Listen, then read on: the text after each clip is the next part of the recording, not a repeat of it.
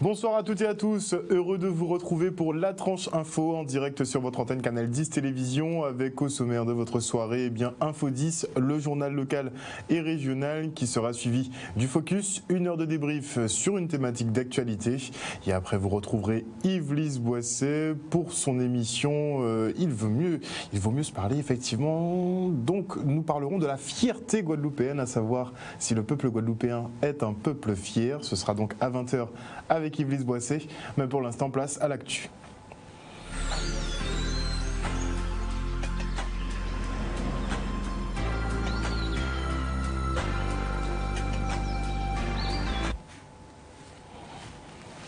Nous sommes le mardi 5 novembre 2019 et voici les titres de votre Info 10.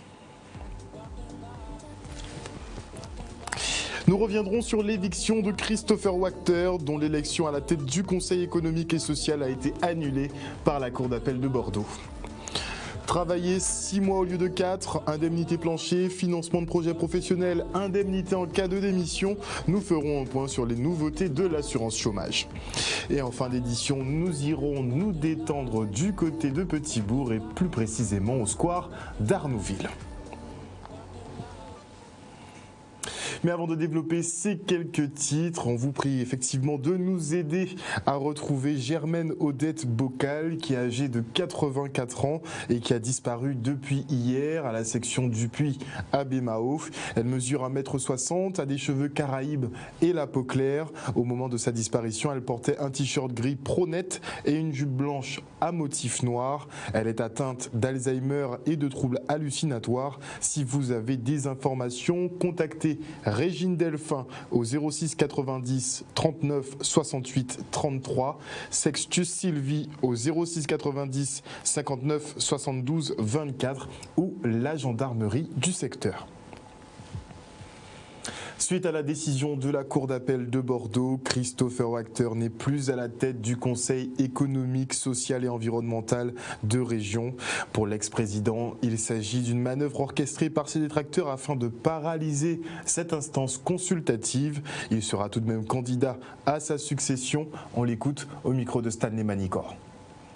Une décision de justice qui émane de la Cour administrative d'appel de Bordeaux. Qui avait été saisi au début de l'année 2018 en appel d'ailleurs, sur l'annulation, sur une demande d'annulation d'un scrutin de désignation des instances du Césaire. Cette décision donc, de première instance est passée en appel, elle est rendue plus d'un an plus tard et elle prononce l'annulation d'un scrutin qui lui-même a déjà été annulé suite à un autre recours. Et ce scrutin a été refait au mois d'avril 2019, situation qui est voulue. J'imagine que l'objectif est de paralyser cette instance. Je ne considère pas que la paralysie de cette instance ait réellement du sens, par contre. Ça peut être une démarche, une manœuvre, une stratégie. Ce qui compte, c'est qu'elle soit isolée. C'est que l'ensemble des membres du Césaire trouvent dans notre façon de fonctionner une logique dans laquelle ils se retrouvent.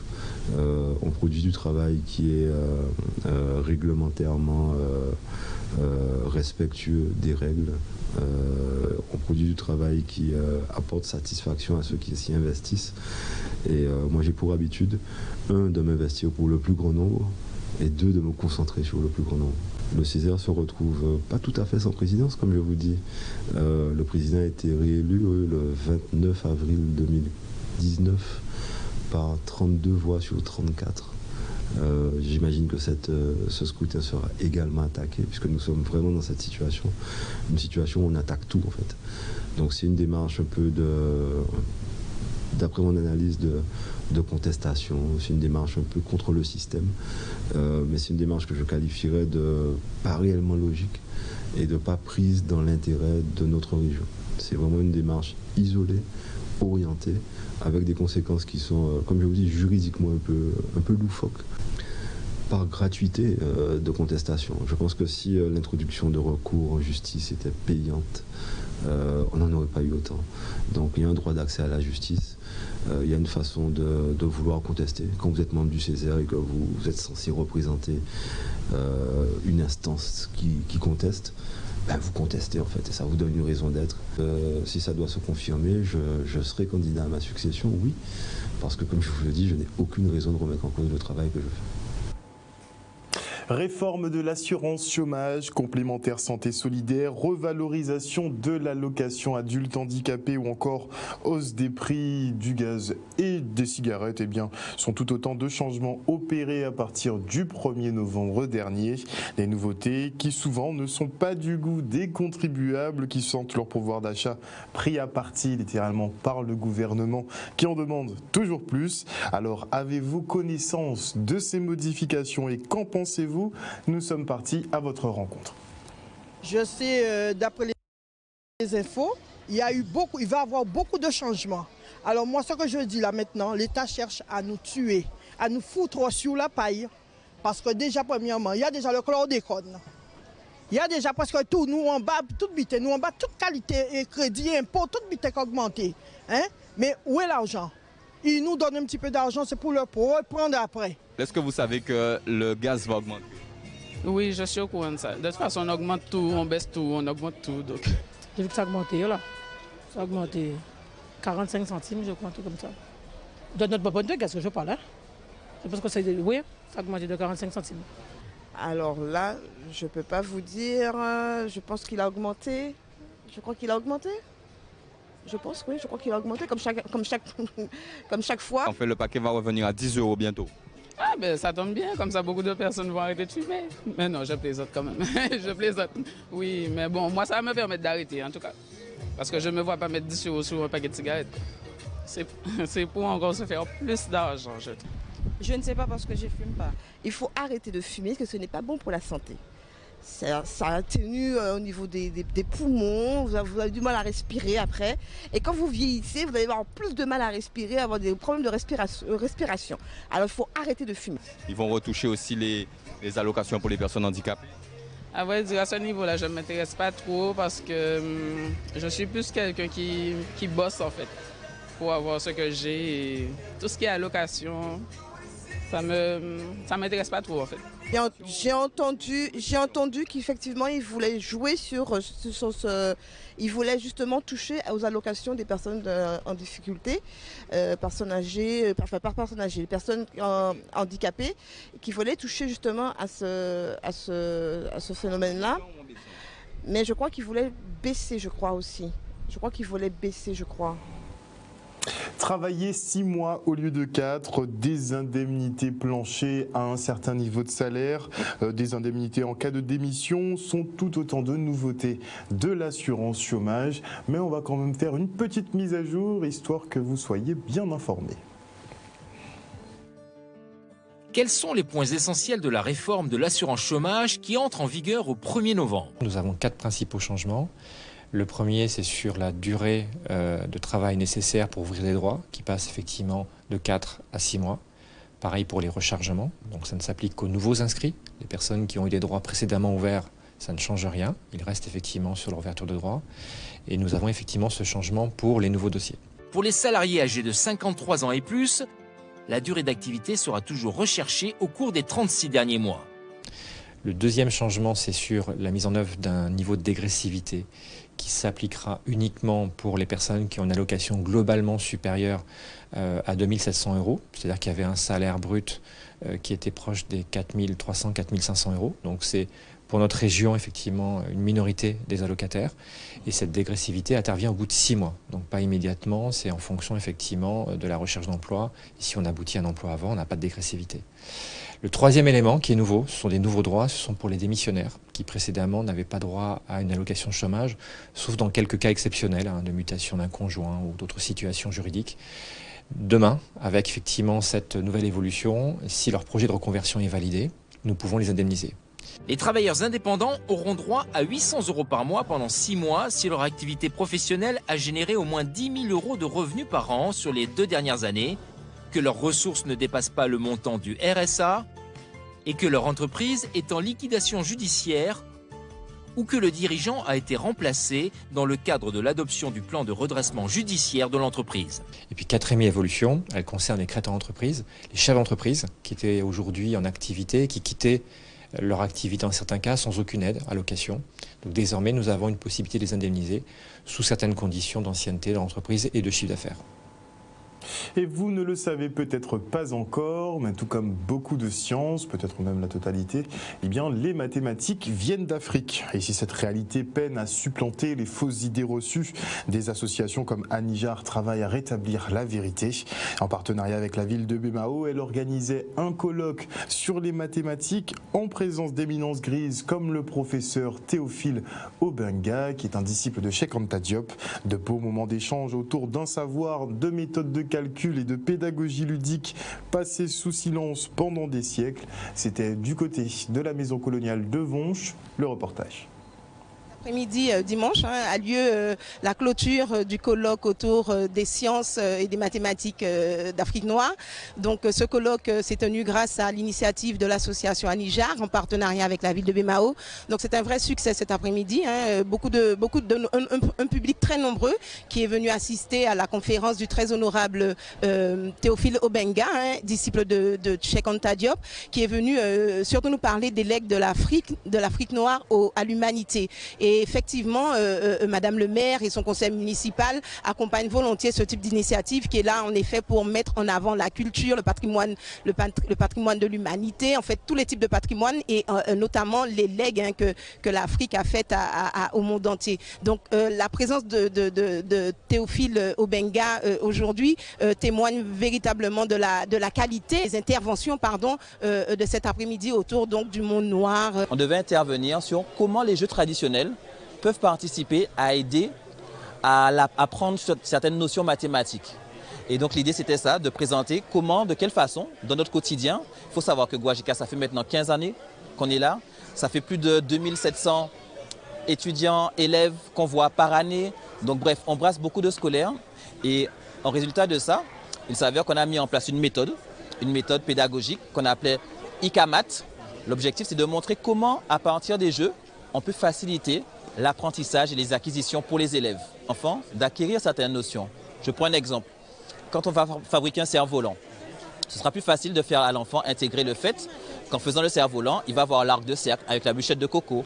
En pliant le journal en deux, il aura l'axe de symétrie, il aura 2 triangles. Bref, c'est beaucoup plus facile de faire les enfants acquérir des notions grâce à la pratique, grâce à la manipulation, et c'est ce qu'on appelle la contextualisation. Les liens ont été faits entre différents domaines et qui ont pu montrer que les mathématiques étaient omniprésentes, que ce soit au niveau de la couture, que ce soit au niveau des jeux traditionnels. Mais enfin, beaucoup de liens ont été faits, beaucoup d'intervenants de qualité, comme je le disais, Théophile Obenga, Monsieur Ajamakbo également du Togo, 2 intervenants de la Martinique, Monsieur Omotunde Kalala, qui est aussi le président de l'Institut Anijar. En tout cas, pléthore d'intervenants qui ont su en tout cas démontrer que la place fondamentale est eue jusque-là de l'Afrique dans les legs de l'humanité.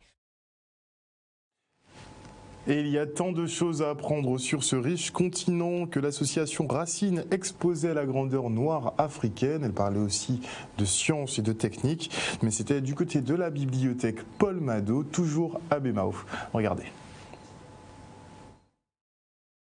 L'exposition sur l'apport de l'Afrique ancienne aux sciences et aux techniques, elle raconte en fait tout ce que le continent africain et les Africains ont apporté en fait à notre vie, à nous, la vie moderne, en matière de technique et de savoir. Donc, que ce soit au niveau de l'écriture, des mathématiques, de l'architecture, de la navigation, on va découvrir dans cette exposition que toutes ces grandes technologies et sciences qu'on utilise aujourd'hui sont originaires du continent africain.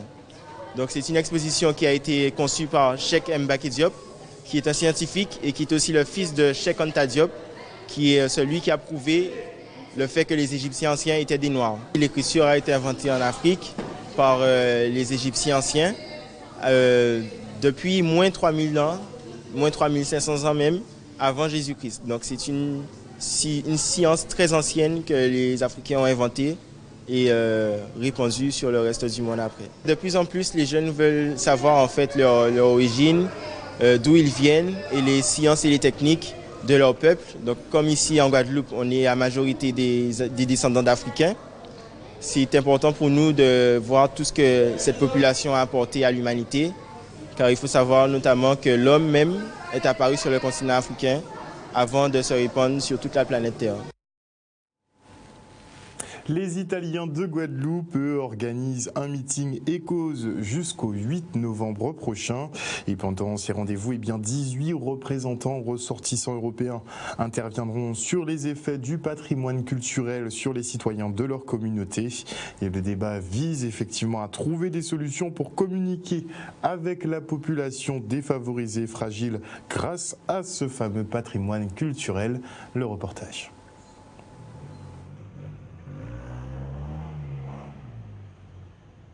Notre association maintenant est en train d'hospiter, organiser le meeting ECOS, Network of Town, ici en Pointe-à-Pitre. Une association avec 250 membres qui font part vivant de l'association et après on a 4000 Italiennes dans l'île.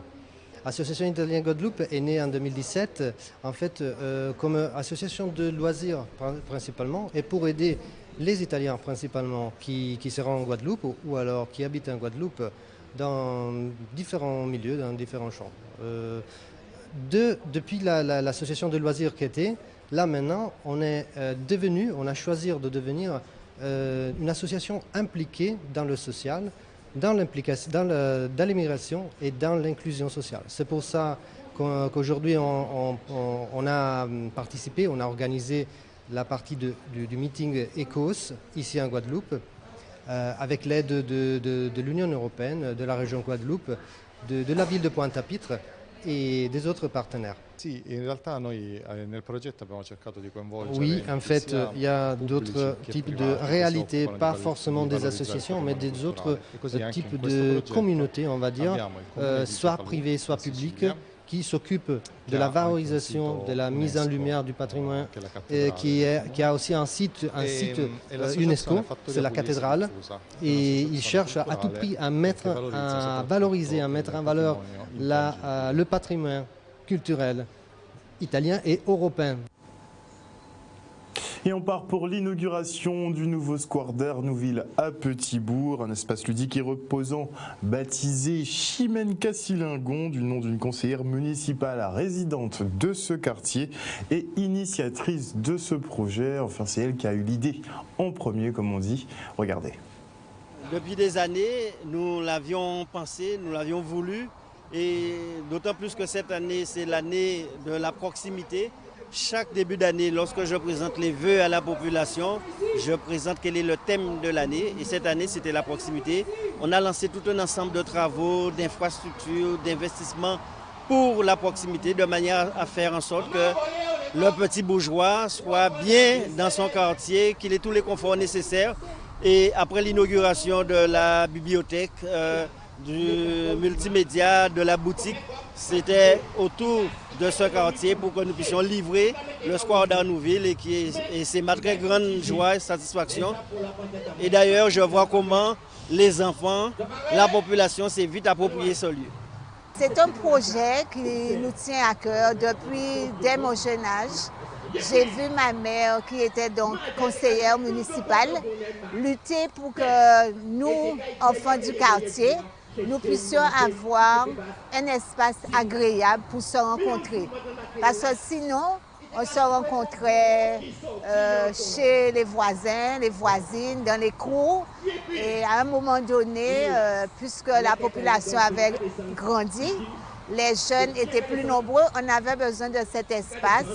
Ce square porte le nom de Chimène Cassilingon, qui est une personnalité du quartier, puisqu'elle a grandi, elle a animé, elle a beaucoup œuvré pour ce quartier. Mais au-delà du quartier, c'est une personnalité de Petit-Bourg, puisqu'elle a été adjointe au maire sous l'équipe de Dominique Larifla.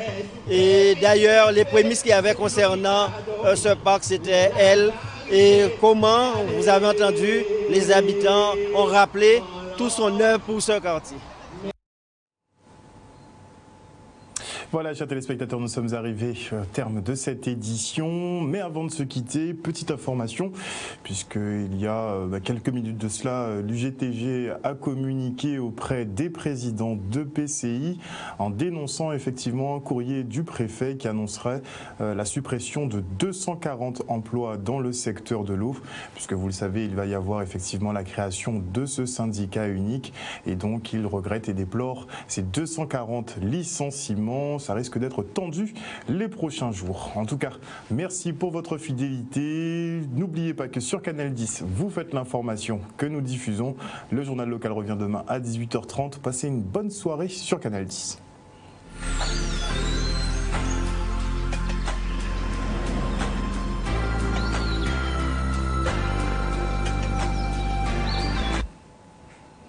Et à venir dans la tranche info sur Canal 10, eh bien le focus, 1 heure de débat sur une thématique d'actualité. Mais avant la coupure pub, eh bien je dis bonsoir à JPPS Dominica. Oui, c'est cool, Info 10, il faut s'abonner, effectivement. Bonsoir à Dominique Landry, bonsoir à Fabienne Toutoun Fauconnier, une grande habituée. Bonsoir à Maggie Delaney, également très habituée. Bonsoir à Titi Naya, à Lucien Martilly. Bonsoir à JL des Outils qui d'ailleurs passe le bonsoir à Mandodo Ludiane Magloire qui vit du côté de Margaillard au Gosier. J'en profite pour faire un bisou et un coucou à Mabo qui habite à Port-Blanc. Et on dit bonsoir à Brune Dolaïs, bonsoir à Michel Guillolet ainsi qu'à Marcel Neuilly, Thérèse Rode et Sabine Septima. Bonsoir Sabine, j'espère que tu vas bien. Bisous, on se retrouve après la coupure pub.